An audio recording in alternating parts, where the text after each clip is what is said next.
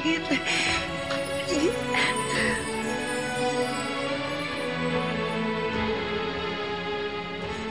Ano pong ginagawa niyo dito? May flight din po ba kayo? Akala ko hindi na kita maabutan. Nagbago ba yung flight mo? Hindi po. Nagbago po talaga yung isip ko. Kasi na-realize ko po na hindi ko po pala kayang iwanan yung mga taong mahal ko. Miss May, okay lang po ba kayo?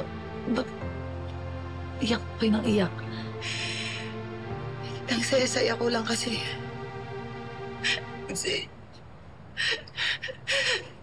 nakita ko na yung anak ko. Nahanap ko na si Emily. Talaga, Miss May? Congratulations! Mababuo na ulit yung pamilya mo, Miss May. Anak, magbubuo na tayo. Magbubuo na tayo. Oh? Tayo? Kate, ikaw si Emily.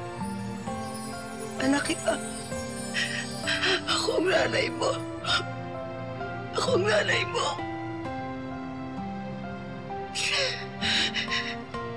Ako nanay mo.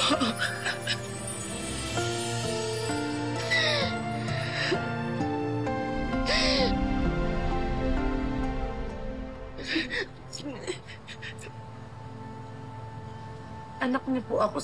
Sigurado po ba kayo sa sinasabi niyo? Pinantahan kita kila Gemma, Lu, para makausap kita. Pero nakaalis ka na, anak. Sinundan kita sa sementeryo. Pero ang sabi ng ninong badug mo, papunta ka na raw sa airport. Nalaman ko na dumalaw ka sa tatay mo. Sa puntod niya, si Isagani Karingal. Si Gani Higit. Siyang dati kong kinakasama. Ikaw si Emily, ikaw ang anak namin ni Gani. Teka lang po Kung kayo po yung nanay ko, sino po yung naabutan ko dun sa may reunion na galing pong Japan? Nagpunta ka doon sa reunion. Hindi ako nakapunta. Ibang tao yung nakapusap mo. Anak, Emily, patawarin mo ako kung iniwan ko kayo ng tatay mo. Patawad, anak. Patawarin mo ako. Kung di ako umalis, sana di tayo nagkaiwalay ng ganito. Pero maniwala ka. Maniwala ka, anak. Minsan hindi ka nawala sa isip ko. Hindi ka nawala sa isip ko, anak. Kaya hindi ako tumigil sa paghanap sa'yo kasi naniniwala akong buhay ka. Buhay ka, anak. Kayo yung nanay ko. Ako nanay mo.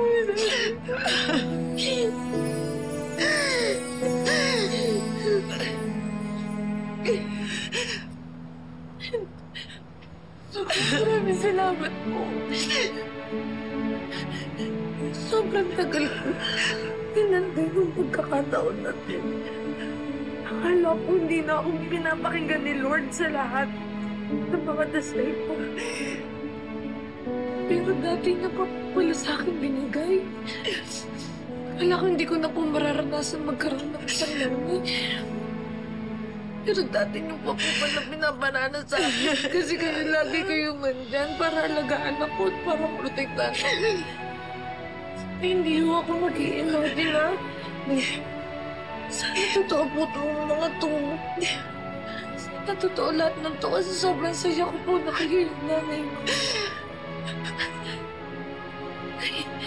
Ay, mahal na mahal po kita. Sobrang mahal na mahal ko. Mahal na mahal din kita, anak. Mahal na mahal ka ng nanay. Sobrang salamat po, Diyos ko.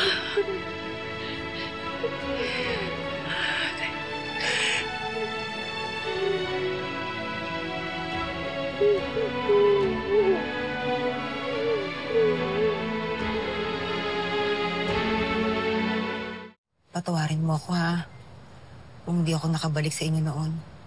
Pero Nay, ano po ba talaga nangyari sa inyo? Kasi sabi sa akin ni tatay, sa Amerika daw po kayo pumunta. Eh, ba't po kayo napunta ng Japan? Hindi nang alam ko. Sa Amerika ako dadalhin nung recruiter kong apam. Pero kagaya mo, na-scam din ako. Alam mo anak, gusto ko nung balikan kayo.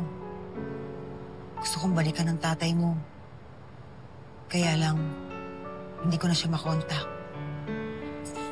At umalis na raw kayo dun sa bahay na tinitirahan natin. Hindi ko naman siya masisisi kung gano'ng kalaki yung galit niya sa akin. Dahil iniwan ko kayo sa mga panahon na kailangan niyo ako. Pakiramdam ko tuloy, kinarma ako. Huwag niyo pong isipin na karma po yan. Wala naman po kayong kasalanan kasi biktima rin naman po kayo.